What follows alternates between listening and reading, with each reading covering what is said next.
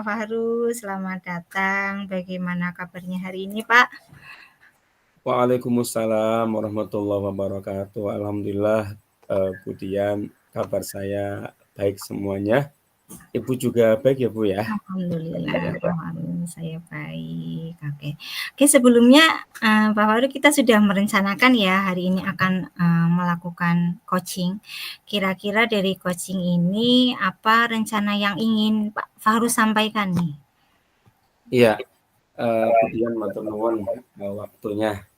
Ada beberapa hal yang ingin saya diskusikan, terutama terkait dengan tugas saya sebagai guru yang mendapat tambahan sebagai kepala sekolah ya, Bu. Wah, Karena kebetulan, saat ini saya dipercaya, diamanahi ya, menjadi kepala sekolah SDN Kambangan 02 juga mendapat amanah tambahan berupa PLT di SDN Kambangan 04 karena kepala sekolah yang Kambangan 04 pensiun. Jadi saya ditugasi di tempat tambahan tersebut, Bu. wah, luar biasa sekali Pak Fahru, berarti tugasnya sebagai dua kepala sekolah. Nah, baik Pak Fahru, kalau begitu mari kita mulai dengan menetapkan tujuan dari pertemuan kita ya Pak Fahru. Apa yang ingin Pak Fahru capai dalam sesi coaching kita kali ini, Pak? Baik, Bu, saya ingin lebih efektif dalam mengelola waktu, terutama di dalam menyelesaikan tugas-tugas utama saya, Bu, sebagai kepala sekolah ya. Karena tugas kepala sekolah kan sebenarnya intinya kan ada 3 ya. Yang pertama sebagai manajer, yang kedua sebagai supervisor, yang ketiga sebagai pimpinan atau wirausaha. Jadi saya menginginkan agar tugas-tugas tupoksi utama saya itu bisa terselesaikan secara tuntas. Ya, jadi memang menjadi kepala sekolah memang lumayan ya, artinya walaupun mungkin di zaman sekarang kepala sekolah tidak mengajar, tetapi luar biasa dengan tugas-tugas tersebut kelihatannya ringan, tetapi ketika kita ditugaskan di sekolah baru misalnya, maka sungguh di sana banyak hal yang harus kita kerjakan kaitannya dengan tadi manajemen sekolah, kaitannya dengan supervisor, supervisi guru, PTK yang lainnya, kemudian bagaimana kita mengembangkan sekolah dengan cara wirausaha. Seperti itu. Ya, berarti tugasnya itu karena banyak sekali. Kalau bisa saya simpulkan ini, kita lihat tujuannya Pak Fahru ini pada dasarnya ingin meningkatkan keterampilan ya Pak dalam manajemen Betul, waktu, betul. bagaimana waktunya bisa lebih efektif, lebih produktif, lalu bisa menyelesaikan tugas, apalagi tugasnya ada di 2 sekolah ya Pak. Lalu, apakah tepat seperti itu Pak yang Bapak harapkan? Betul sekali, Bu. Harapan saya memang seperti itu. Jadi satu sisi saya menjadi kepala sekolah dan ditambahi lagi otomatis di situ saya membutuhkan keterampilan yang mumpuni untuk bisa manajemen waktu. Karena yang namanya 2 sekolah kan tentunya satu Tantangan. dengan yang lainnya tidak mau diabaikan, Bu. Ketika saya misalnya bertugas di Kambangan 02, maka satu sisi pun Kambangan 04 membutuhkan saya. Maka bagaimana caranya saya bisa mengatur waktu itu gitu loh, Bu. Betul sekali Pak. Nah, dari tadi yang Pak Fahru sampaikan, dari hal yang Pak Fahru harapkan, kira-kira apa nih yang menjadi tolak ukur keberhasilan yang Pak Fahru lakukan gitu?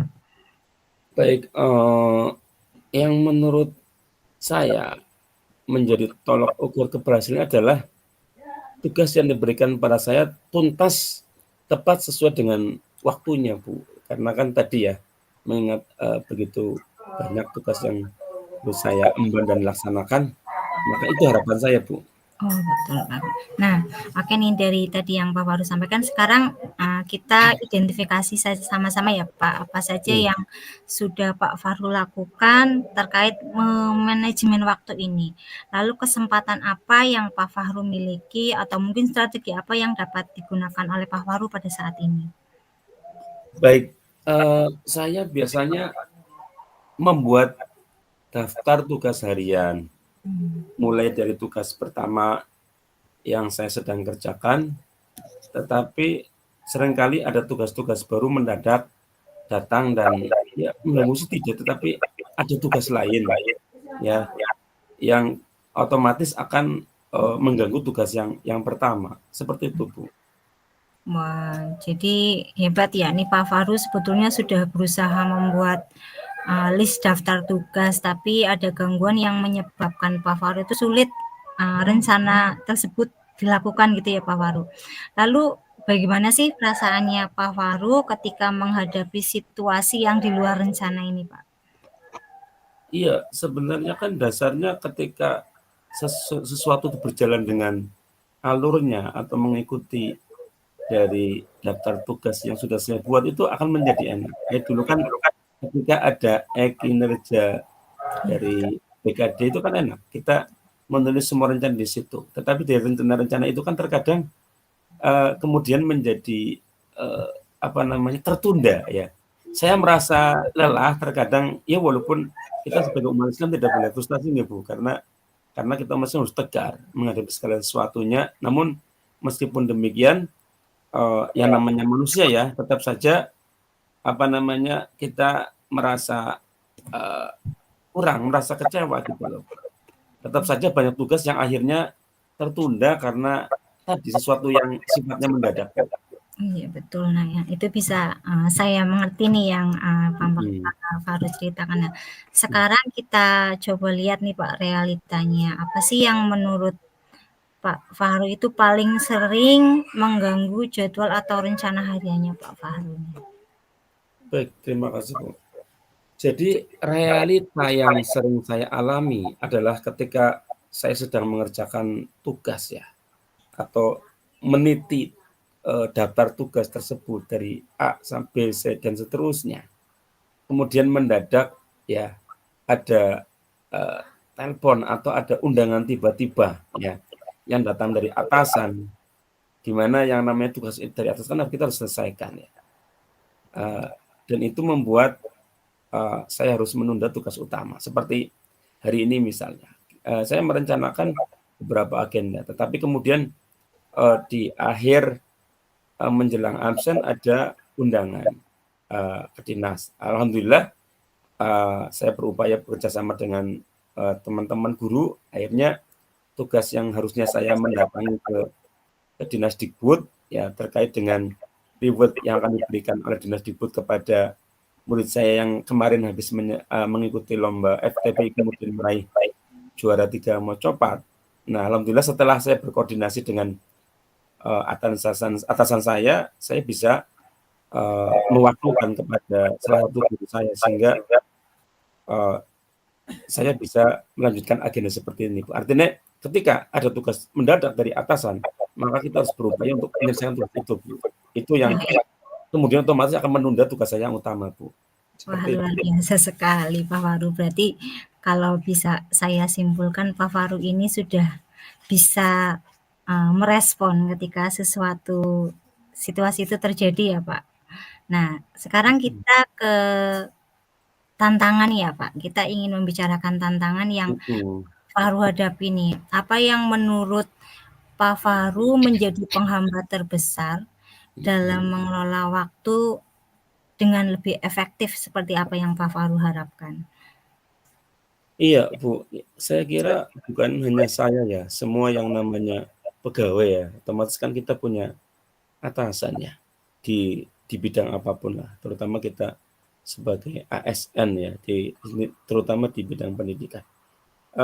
Saya terkadang kesulitan untuk mengatakan tidak pada permintaan mendadak dan akhirnya semuanya terasa mendadak, semuanya terasa terasa mendesak, seperti itu, Bu. Oh, gitu ya Pak Faru. Jadi Mhm, akhirnya karena semuanya mendadak ya kesannya harus harus memang harus dikerjakan ya Pak. Nah, betul. sekarang kita fokus nih Pak sama solusi yang ingin kita dapat. Apa yang bisa Pak Faru lakukan untuk mulai mengelola waktu dengan lebih baik meskipun ada gangguan-gangguan yang mendadak ini Pak Faru? Iya, mungkin saya bisa belajar ya untuk lebih tegas dalam menunda beberapa permintaan yang tidak mendesak atau mengatur waktu khusus untuk mengerjakan tugas utama. agar tugas yang diberikan pada saya akan diselesaikan semuanya. Jadi mungkin intinya memang tadi di awal Bu, saya khususnya ya, terus benar-benar bisa me-manage waktu ya, kemudian lebih tegas dalam menunda beberapa permintaan, paling tidak tadi ketika ada permintaan saya bisa mungkin mewakilkan kepada salah satu guru atau, staf pendidikan saya untuk bisa mewakili saya, atau bisa juga, eee, agar saya bisa menyelesaikan, tugas utama saya di luar waktu itu, mengatur waktu khusus untuk mengerjakan tugas utama, agar tugas yang diberikan pada saya semuanya dapat terselesaikan tanpa meninggalkan tugas-tugas yang lainnya, Bu. Mungkin seperti itu, Bu. Wah, ini luar biasa sekali nih. Pada dasarnya Pak Fahru itu sudah, memiliki strategi untuk menyelesaikan tugasnya Pak Fahru nggih. Nah, jadi, Pak Fahru sudah punya strategi atau langkah langkah pertama yang akan Pak Fahru lakukan adalah menetapkan waktu untuk tugas utama dan mengomunikasikan hal itu kepada rekan kerja ya, berarti tadi Pak Fahru Betul, saya, nggih. pahami yang Pak Fahru sampaikan. Nah, kira-kira nih kapan Pak Fahru akan melakukan apa hal yang tadi Pak Fahru sampaikan? Iya, betul, Bu, saya berpikir, saya sudah berencana untuk memfokuskan waktu mengerjakan tugas utama saya terlebih dahulu, hingga tuntas dan menginformasikan kepada tim bahwa saya butuh waktu tanpa gangguan. Jadi setelah selesai saya akan mengerjakan tugas berikutnya. Nah, insya Allah Bu, mulai besok saya akan melakukan manajemen waktu yang benar-benar baik Bu, seperti itu insya Allah. Luar biasa sekali nih manajemennya Pak Fahru ya, karena sudah mendampingi 2 sekolah. Nah, dari rencana yang Pak Fahru lakukan, bagaimana Pak Fahru mengukur keberhasilan dalam hal ini Pak Fahru? Baik, eee, mungkin jika saya bisa menyelesaikan setidaknya 80% dari tugas utama setiap hari tanpa tertunda, itu akan menjadi kemajuan besar, Bu. Artinya kan tadi ya, ketika banyak tugas yang begitu, menunggu saya, paling tidak dari 100% tugas yang ada pada saya, 80%-nya dapat terselesaikan, Bu. Ini seperti itu, Bu. Wah, itu targetnya sudah sangat jelas ya Pak Fahru. Nah, saya yakin Pak Fahru bisa melakukannya dengan baik. Nah, jika dilihat dari skala 1 sampai 10, kira-kira di mana posisi Pak Fahru sekarang dalam mencapai tujuan tersebut, Pak? Kalau saya sih ya, Bu, karena telah berupaya ya, dan saya memang, berorganisasi kan sudah puluhan tahun ya, Bu, ya. Betul. Jadi kalau boleh saya menghargai diri saya sendiri, eee, saat ini saya sudah berada di skala 7, Bu. Menurut saya seperti itu.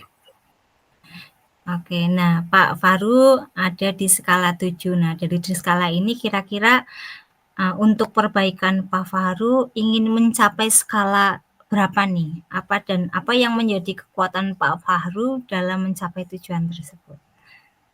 Baik, terima kasih, Bu. Ya minimal bisa berada di skala 7,5 sampai 8,5 lah, Bu. Betul, Pak. Nah, harusnya 10 Jadi nih Pak Fahru nih. amin. Ya pengen seperti itu. Ya tapi ya minimal di angka itulah, Bu, ya 80 sampai 85 saya pengen seperti itu. Kemudian yang menjadi kekuatan saya adalah, dapat membangun komunikasi dengan rekan kerja yang baik dan dapat mengkoordinasikan, kegiatan sesuai rencana yang telah saya buat, seperti itu. Wah, luar biasa sekali ini Pak Fahru. Pada dasarnya sudah bisa memanajemen, waktu dengan baik nih, hanya saja perlu semangat lagi ya Pak Fahru ya. Nah, dan alhamdulillah nih Pak Fahru sesi coaching kita sudah selesai. Nggih, Kita nanti evaluasi hasilnya pada sesi berikutnya. Nah, siap, sekarang Bu. mau tanya nih bagaimana perasaannya Pak Fahru sekarang nih setelah memiliki rencana aksi? Saya sangat senang, dengan coaching pada hari ini, dan ini tentu akan menambah energi saya untuk, bisa lebih baik di masa-masa yang akan datang, Bu. Seperti itu, matur nuwun, Bu. Nggih, sama-sama Pak Faru. Semoga, langkah-langkah yang Pak Faru ambil bisa berjalan dengan lancar dan mari kita bertemu di sesi berikutnya ya Pak Faru ya. Siap, Budian matur nuwun Ibu atas Iya, kesersemaannya, sama-sama. atas segala sesuatunya pada hari ini. Iya, kalau begitu saya tutup ya Pak, Nggih, sesi Bu. kajian kali ini, saya ucapkan assalamualaikum warahmatullahi wabarakatuh. Waalaikumsalam warahmatullahi wabarakatuh. Alhamdulillahirabbil Alhamdulillah.